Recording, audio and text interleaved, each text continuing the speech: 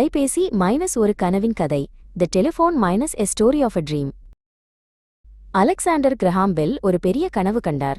ஒலியை தூரங்களுக்கு அனுப்ப முடியுமா என்று அவர் யோசித்தார். அவர் எப்போதும் ஒலியைப் பற்றியே சிந்தித்துக் கொண்டிருந்தார்.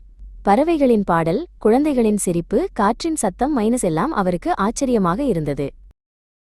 ஒரு நாள் பெல் தனது நண்பர் அமுதனுடன் பேசிக் கொண்டிருந்தார். அமுதா, நாம் எப்படி தூரத்தில் உள்ளவர்களுடன் பேச முடியும் என்று கேட்டார். அமுதன் புன்னகைத்து, அது ஒரு பெரிய சவால் ஐயா என்றார். ஆனால் பெல் விடவில்லை. அவர் பல கருவிகளை உருவாக்க முயற்சித்தார்.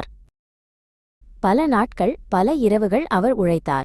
சில சமயங்களில் அவரது முயற்சிகள் தோல்வியடைந்தன. ஆனால் அவர் நம்பிக்கை இழக்கவில்லை.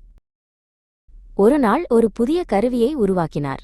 அது ஒரு கம்பியின் வழியாக ஒலியை அனுப்பும் கருவி.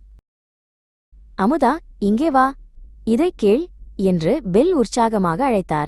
அமுதன் ஆவலுடன் ஓடிவந்தார்.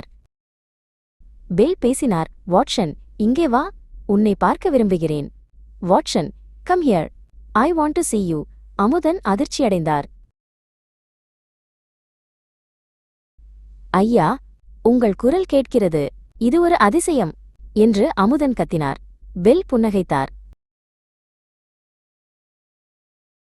ஆம், அது ஒரு அதிசயம்தான். அந்த நாள் முதல் தொலைபேசி உலகம் முழுவதும் பரவி மக்களை ஒன்றிணைத்தது. அலெக்சாண்டர் கிரஹாம் பெல் என்ற பெரிய மனிதரின் கனவு நனவானது.